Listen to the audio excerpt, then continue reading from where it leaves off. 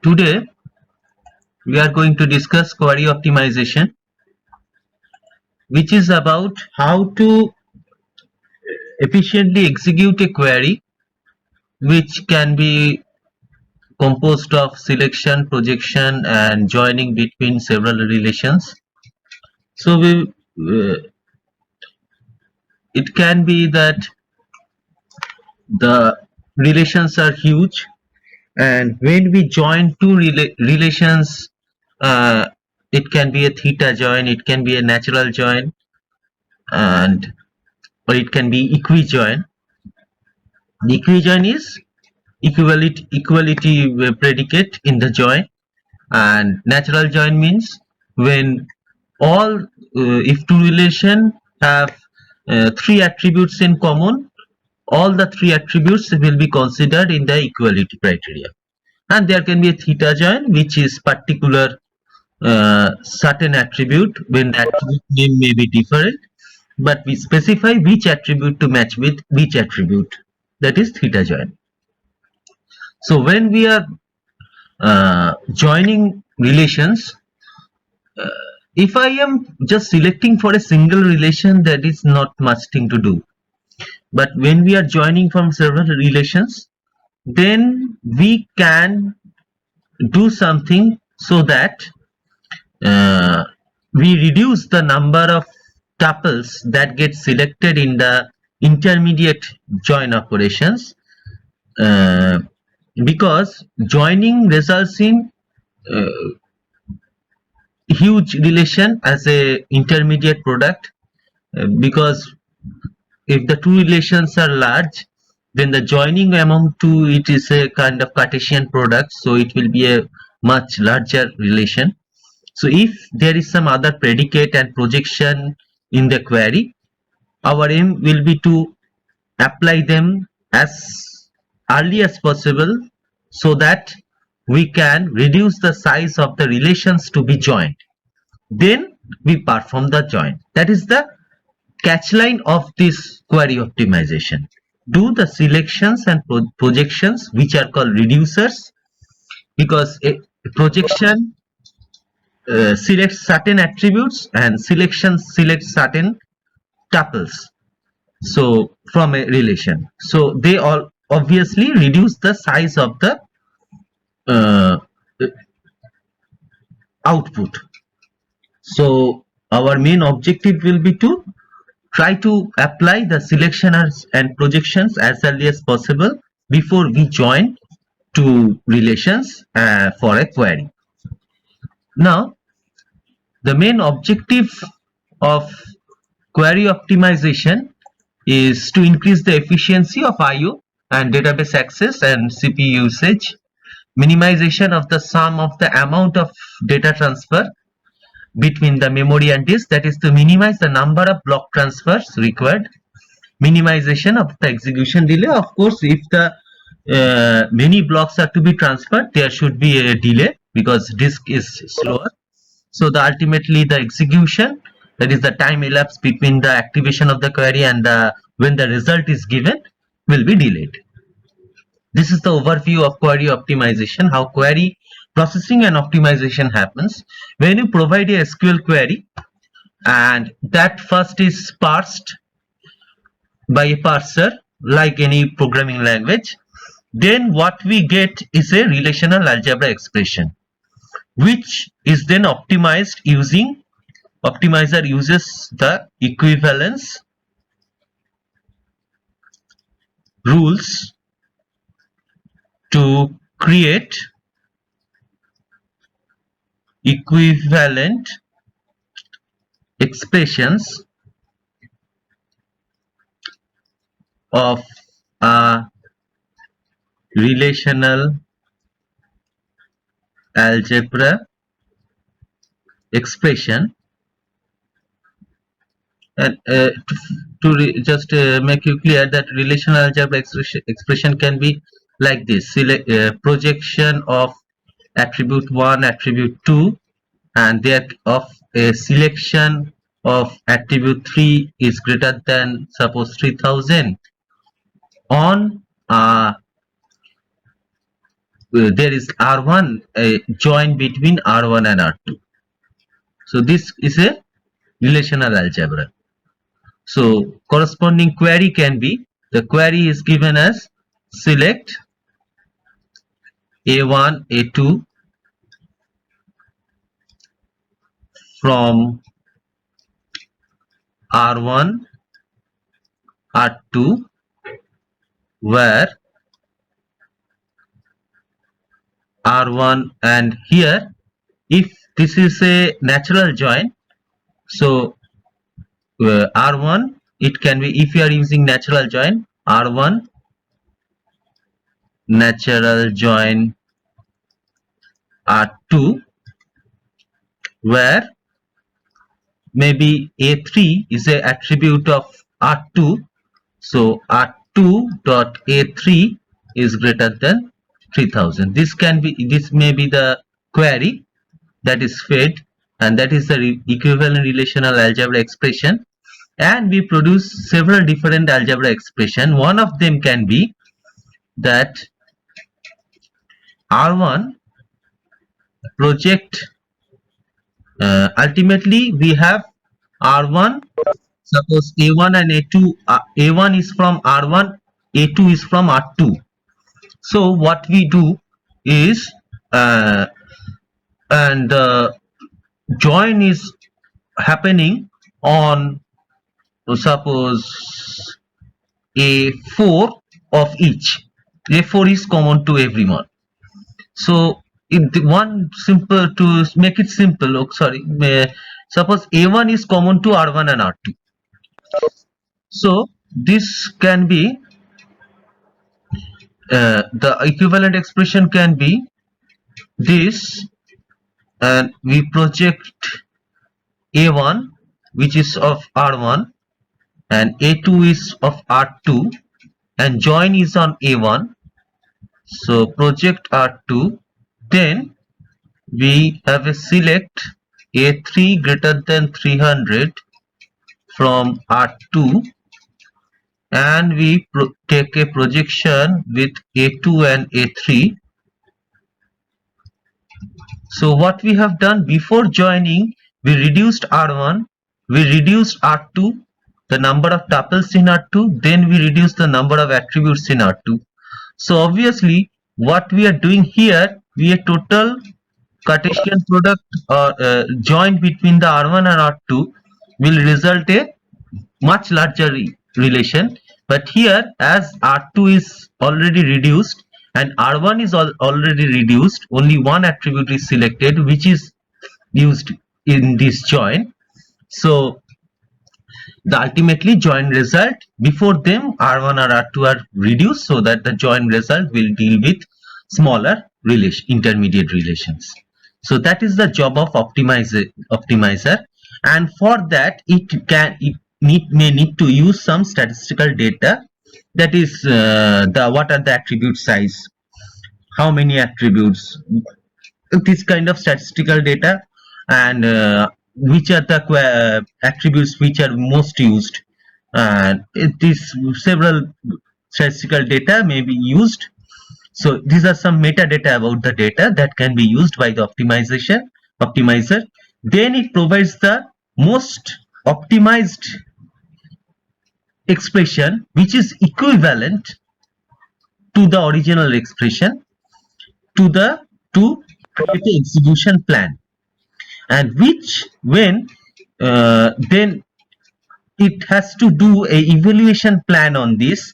This is the optimization, and ultimately the how to execute this has a different aspect, that this R2 we have maybe implemented b plus tree, and also indexing, b plus tree indexing, primary indexing on and a sparse indexing on secondary indexing on A3. So how to use secondary indexing, how to use primary indexing on R1, and primary indexing on, whether to use primary indexing on R2 or to use secondary indexing on A3 in R2.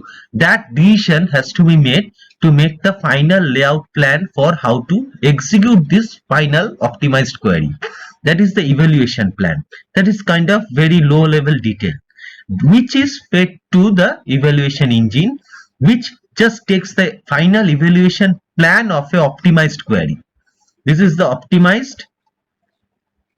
optimized query, and what it outputs is the optimized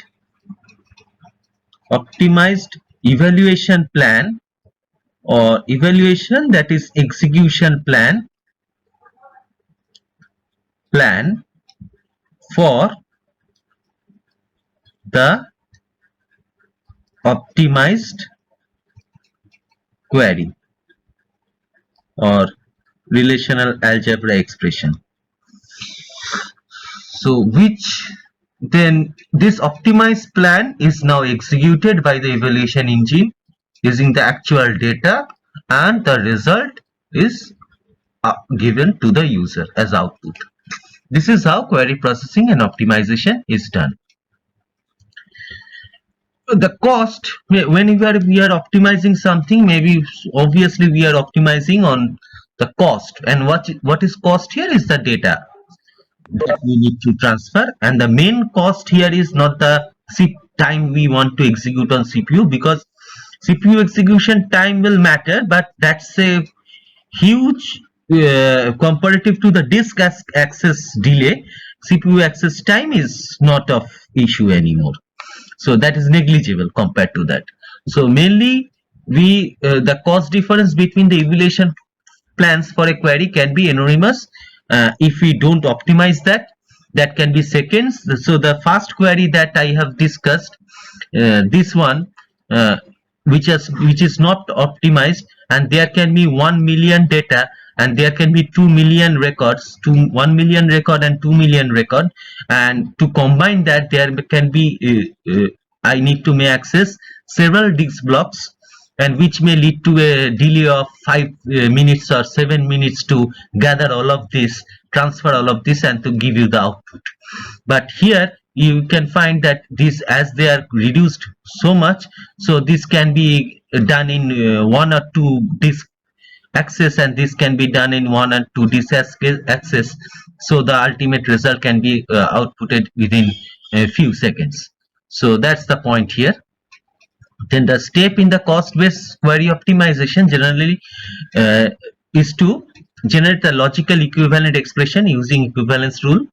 Annulate that is the what I have already discussed. That is the alternate for that optimized expression. We have to give the actual evaluation plans. Choose the cheapest plan based on estimated cost. And what is cost? The cost of the query evaluation can be measured in terms of number of resources, including disk access, CPU time, although it is negligible, cost of communication. The response time of a query evaluation plan is the clock time required to execute the plan. And the cost of execution of a query, time taken to execute the query, is dominated by the disk access cost. So the cost by which we evaluate a plan, every plan that is alternate equivalent expression of a given query. A given query, as we have seen that for a given query we have different way to evaluate that, different way to do the same, came up with the same output, but each one will have a cost. And what is the cost? Cost here is actually we are talking about the amount of data transfer that is needed, data transfer between the memory and the disk. That is the number of disk block access that we want to be. That is the cost out here. And whenever we say we are optimizing something over cost, so we need to define what is cost out here. And here the cost is disk access. Lower the disk access required to output the query, lower the cost. So we will have a single query having different way to solve, and each way will have different cost associated with it. One query, different way to solve that, to realize that. Each solution has different cost associated with that. and that cost is determined in terms of mainly disk access time, because other delays are negligible compared to it. So cost of query optimization computed as number of block transfer between the disk. So multiplying, we can estimate that by multiplying the number of seek operation performed in the with the average seek time, and the number of blocks to be read with the average transfer time of reading a block, and number of blocks to be written with the average transfer time to write a block, then add it up together. The cost of the algorithms also depend on the size of the buffer. So lower the buffer, we can accommodate lower number of disk blocks. So if you have a huge RAM, the entire relation may be stored in the RAM. That entire relation which is stored in 200 blocks, disk blocks, can be directly bring into memory. But if we have a small memory, we can't do that. So that also depends on the buffer, the RAM we have with us. So the statistical information that I have talked about of a database, that is called catalog data, is the number of tuples in the relation, and the number of blocks containing tuples of the relation, and the size of the tuple of the relation, and number of distinct values of an attribute, which is obviously the number of key values, distinct key values, and it is the blocking factor, that is the number of tuple in a block. So you can see, if the size of the tuple is LR and the block size, you have a certain block size, the block size divided by LR is the will be the number of tuples of the relation in the block, that is the blocking factor. So we can see that the BR, that is the number of tuples of relation R stored in the file in a block, is the number of total tuples of that relation divided by the blocking factor. So these are the total number of blocks that are to be required. Total, that is the number of blocks I need to access to get all the tuples of a relation, that is BR. Number of blocks containing all the tuples of relation is obviously will be equal to the total number of tuples divided by the number of tuples in each block. So also the statistics about indices, number of leaf pages, all of this. So now we move on to how to convert a given relational algebra expression to its equivalent expression. So we see that a query can be expressed in several different alternative ways, that those are called equivalent expressions, each with different cost of evaluation. Two relational algebra expressions are said to be equivalent if on every legal database instance, or here maybe not correct, relation instance, that is, if I say R is a relation which is A, B, C, D, like that, so that's a relation schema, and every particular tuple here is instance, and we say valid or legal, that is which obeys all the constraint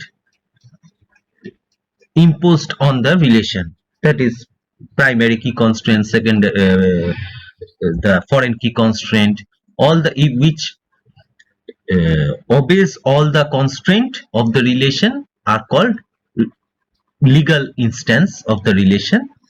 So two expressions are said to be equivalent if they provide the same result, same set of tuples for any two legal instances. Two expressions are considered to be equivalent even if they produce different result if the relations violates the integrity constraint.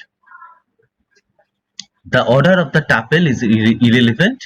The two expressions may generate the tuples in different order, but that as it's a set theory, the elements in a set matters. Their arrangement does not matter, but would be considered equivalent as long as the set of tuple is same. So we do the query optimization using relational algebra equivalence transformation of query. The relational query can be represented by the equivalent expression in relational algebra, which reflects the sequence of order or order of execution of the database operation for a particular query. The equivalence transformation of a database query produces different equivalent expressions having different order, which produces the same result, equivalent result. So if E1 and E2 are two equivalent expression in the relational algebra for a particular query, then it is written as E1 is equivalent to E2. Two relations are equivalent if their tuples represent the same mapping from the attribute names to values, even if the order of the attribute is different. So we now move on to the equivalence rules that are used to transform one query, one relational algebra expression to another equivalent relational algebra expression. An equivalence rule implies that the relational algebra expressions of two forms are equivalent. Therefore, one form of the expression can be replaced by expression of the other form, vice versa, since the two expressions would generate the same result on any valid database.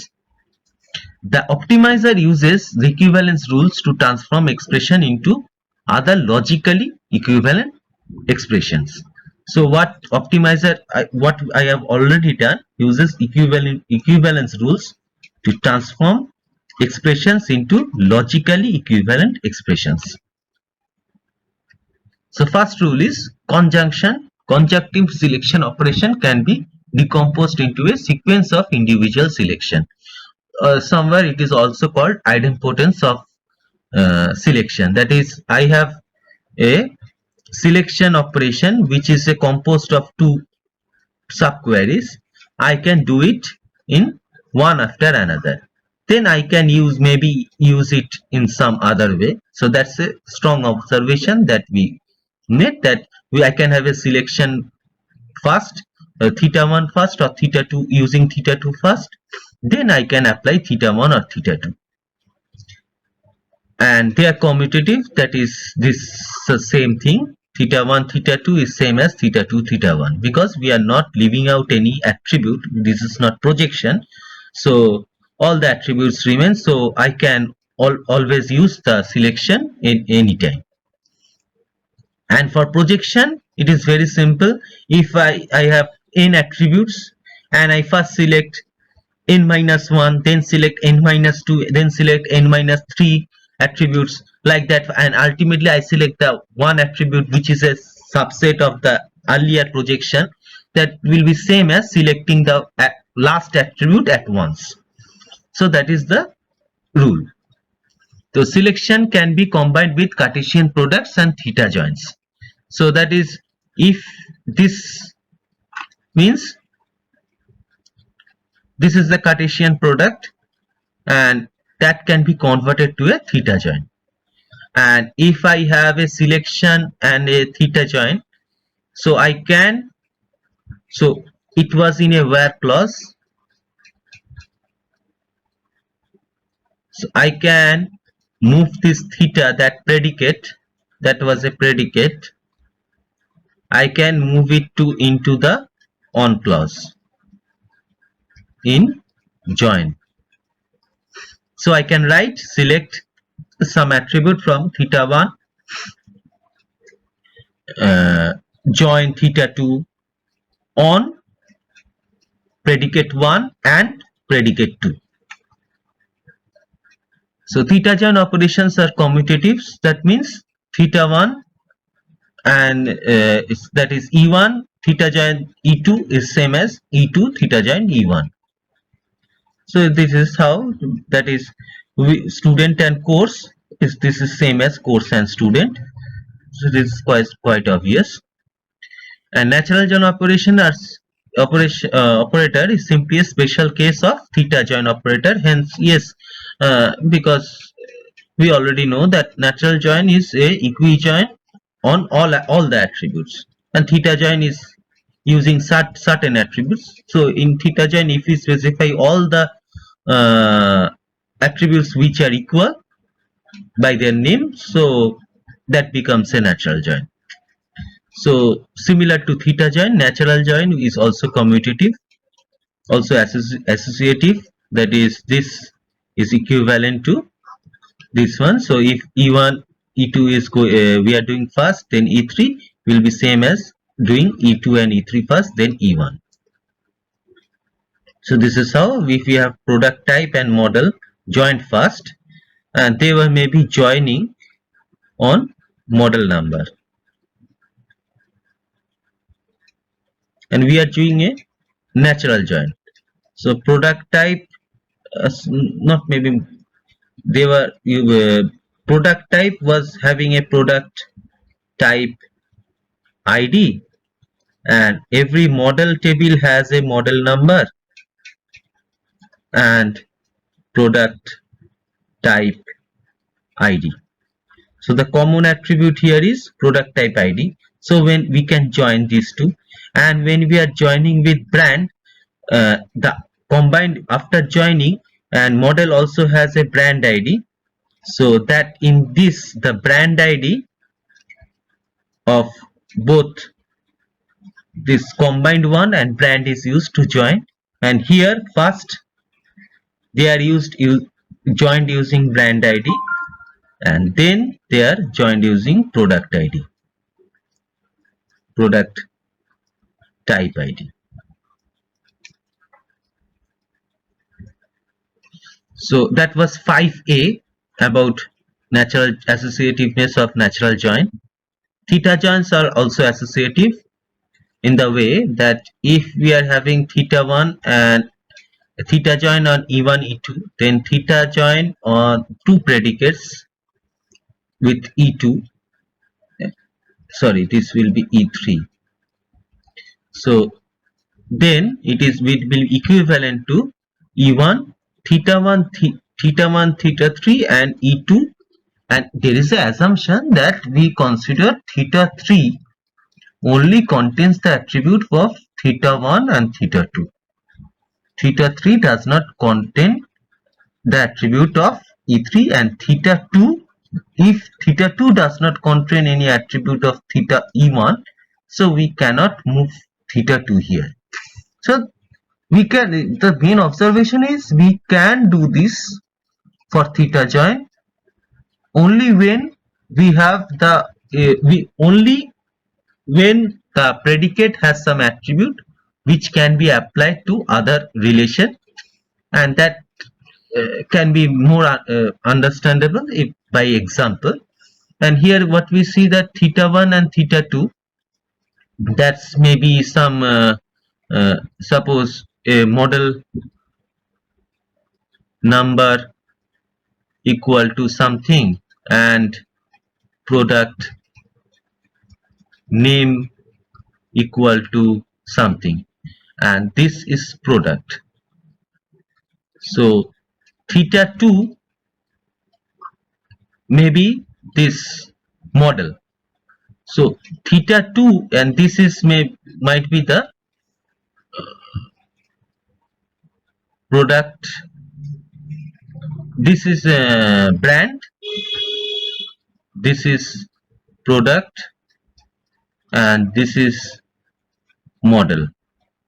So as this is our theta 2, so theta 2 model number equal to 12 cannot be moved here, because theta 1 is product and theta E1 is product, and E2 is product and E1 is brand. They don't contain any model number attribute, so that's why this theta 2 predicate cannot be moved into this join operation.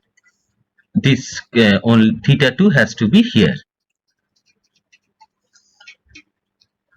Now we move on to the more important observation, the distributivity of unary operation, that is selection and projection, with respect to binary operations. The selection operation distributes over theta join operation under the following two conditions. It distributes when all the attributes in the selection condition involve only the attribute of one expression, say E1 being joined. That is, theta 0 has only the attributes of either E1 or E2. If it has attributes of both of E1 and E2, we can use the decomposition of selection to make it two selection, theta selection on theta 1 and theta 2, then we can distribute that. If theta 0 only contains attribute of E1, we can apply that only on E1 and do it earlier. So this is a project and employee, and when we have a selection of project type equal to support. Now we see this is a particular attribute of project which does not apply to employee. So we can do the selection before the join, and we can apply this selection, only distribute this selection over the join and apply this selection on a particular relation before we do the join operation. Then under the same heading of distributive of unary operation with respect to binary operation, unary operations are selection and projection. The selection operation distributes over the theta join operation under the following condition. B, it distributes when the selection condition theta 1 only involves only the attributes of E1 and theta 2 only has the attributes of E2. That's what I was just saying before coming into the this example, that theta 1 and theta 2, just I have said, maybe theta 1 only has the attribute of E1 and theta 2 has only attributes of E2. So theta 1 is applied to E1 and theta 2 selection on theta 2 is applied on E2. This is E2. Now also projection distributes over join, and of course L1 should be of attribute E1 and L2 should be of attribute E2. And we can have that we have L1, L2 a combination of that, and L1 and L2 with the sets of attributes from E1 and E2, and L3 be the set of attributes of E1 that are involved in the join condition, but not in L1, L2. That is, ultimately it is not selected. And L4 with the attributes of E2 that are also not ultimately selected.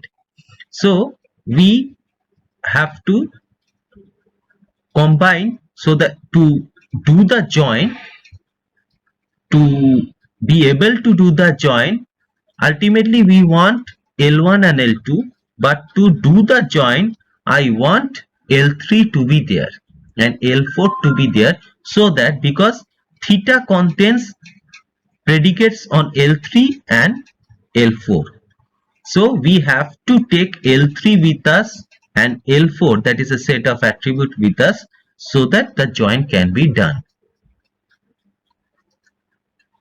And this is obviously the commutative rule of set operations, and set difference is not commutative, and union is obviously associative, intersection is associative, and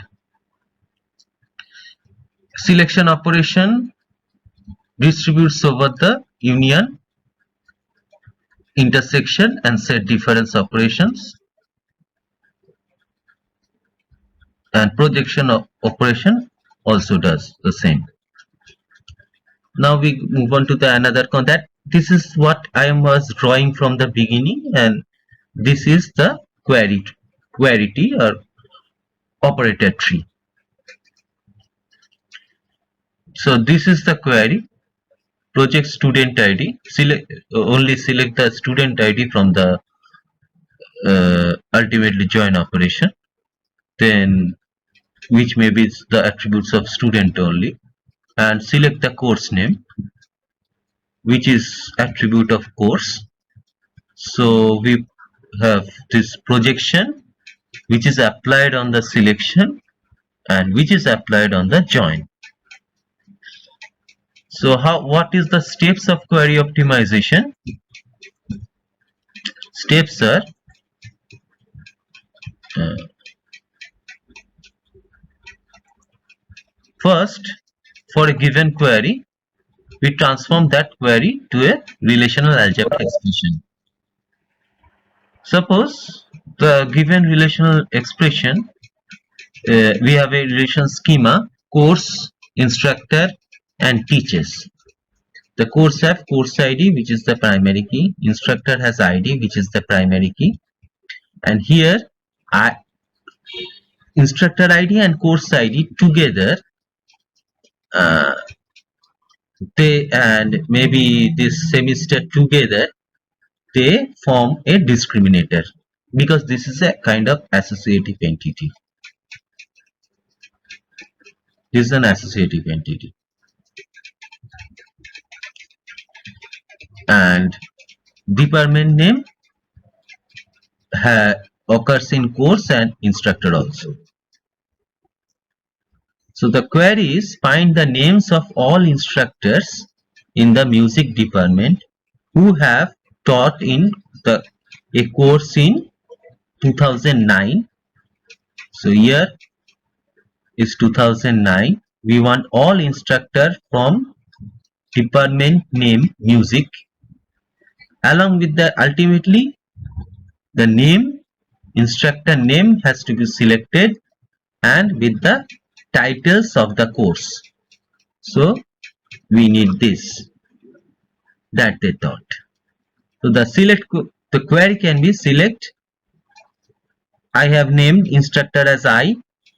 So name and title from instructor I, join course, join teaches on course ID and on ID in the instructor and teachers, where the department name is music and year is 2009. That is the SQL query. Corresponding relational algebra expression becomes, so we have ultimately instructor name and course title that to be selected, and then there is a selection. Instructor department name is music and teachers year is 2009, and then we have a join, first teachers with the course, then joining with the instructor. So this is the initial relational expression. For that we want to have some equivalent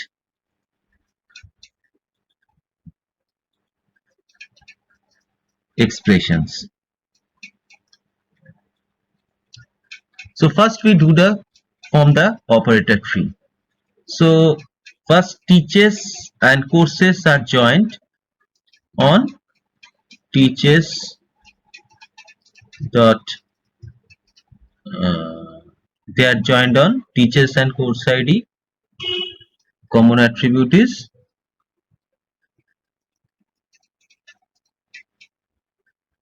teachers as course ID and course as course ID. So teachers course ID, I am assuming natural join. So and course dot course ID, and then they were matched with instructor ID equal to teachers ID. Then we have a selection, then we have a projection. This is the initial query tree, and then we may want to reduce that. That is, we want to optimize this. This is the initial unoptimized query tree. We want to optimize this query tree. So we will apply the equivalence rules, and to get the equivalent relational algebra expressions, we use here mainly what we use decomposition or cascading of selection and projection operations to generate appropriate selection and projection operation. Use associativity of join operation to reorder joins to reduce the size of intermediate result. Distributivity of unary operations like selection and projection with respect to binary operation to distribute the selection and projection of operation with respect to union and join to eliminate unneeded tuples and attributes from the intermediate result. To push the selection and projection operations called reducers down to the leaves that is as much as possible in the operator tree, that is below the union and join operation, that is collection operations, that is perform selection and projection operations as early as possible to reduce the size of the relation to be joined. So first, it was the initial query tree that we have. So we apply the associativity of join operation to reorder joins, because we find here that in the problem that came into a WBT exams also, you have to have some three. If the query is of three relations, then you have to use your intuitions to reorder the joins so that the intermediate results become smaller. So here we find that the instructor and teachers is likely to generate comparatively small intermediate result relation because it will be on the teachers only belong to the music department and only for the assignment on 2009. But if we select do the joining on the teachers and course, and that will be on the all the department teaching assignment from all the courses on all the departments, because teaching does not have a department name. So it will be on all the departments on all courses only for 2009. So that will be have one restriction, and the previous one has two restriction. So this will generate larger result and this may generate smaller result. So we use associativity of join. So that was our query. Now we first join instructor with teachers, then we use join the result with the course. Now we use decomposition or cascading of selection operation and push the selection down the tree. So it was department name music and teachers the year equal to 2009.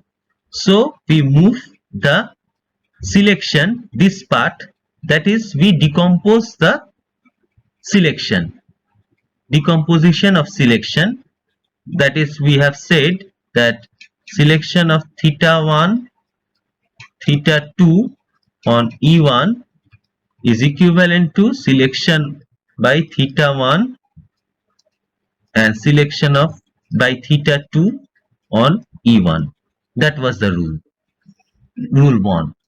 So we apply that to break this into theta 1 and theta 2, and then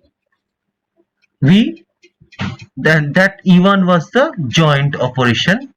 Then we distribute that theta using the rule 7, which says that if we have selection using theta 1 and theta 2 on E1 join E2, where theta 1 is already applicable to E1 and theta 2 is applicable to E2, so we can have theta 1 selection of using theta 1 on E2, then join selection using theta 2 E2. So we have just applied that. So we first select only those instructor which are from music department, only those teaching assignments for the year 2019. So we have hugely reduced the instructor and teaching assignment relation, and when they are combined, the relation produced is smaller. That is combined with the course, and we don't expect lot of course entries, and then we do the final projection. Now we find we can reduce it more because not all the attributes are required at last. So we can use also the decomposition or cascading of projection and pushing the projection down and using the distributive of projection operation. So here we see ultimately name and course titles are required. So after applying the selection, we can only select the ID and name because ultimately name is required, and ID will be required for the join operation. That was the L1 union L2, and we have to have the L3 with us and L4 with us, that you remember. So here this is the L3 and this is the L2. This is the L4 that we need. So because teachers.id and instructor.id is ultimately this is L3 is going to need it for the join. So ultimately we have just selected the instructor ID and name and teachers ID and teachers course ID. Then using the course ID we do a join. Also we select only the course title and course ID because course ID is going to need it for the join. Then ultimately we select because now if that was a relation, first we subselected some certain tuple, then we have rejected certain part of that. So ultimately only this part is moved to the join operation. So instead of the entire part, we are using only small part in the join operation. So now, so first problem that came, there is a vehicle relation, registration number, person and owner, and they said the query is select ENO name, registration number for person and owner, where person ENO equal to owner ENO and person name equal to Raju. Now optimize the query, draw the initial query tree and optimize the query. That was the question. So first we form the relational algebra expression, which is ultimately we have to select ENO, which I assume is from person, then person name, then registration number. So owner table has the registration number, owner registration number. Then we have the selection, which is person name equal to Raju. Then we have the join operation, person with owner. I don't think registration number is needed in this query because it is on from person and owner. So person ENO and equal to owner ENO, that is the join query, and person name equal to Raju. So we have the selection, and then we have a theta join on person ENO equal to owner ENO. So this is the initial query tree. So initial query tree is person ENO, person name and owner registration number is selected from the is projected. After that selection, then we have the before that we have the join on person and owner. So first what we do, we distribute the selection. So selection is on the person, we push down the selection. So only one tuple or 3/4 tuple may be selected. If we have 3/4 person having the same name, then Instead of the entire person table, we have few tuples now. Then we also push down using the cascading or decomposition of projection. We see ultimately only the person ENO and name are required, whereas person table has address. So we optimize by only selecting person ENO and person name. ENO is used for the join, and ultimately we have a projection. Because the owner has only two attributes, further projection on owner may not be required. Then we have another question.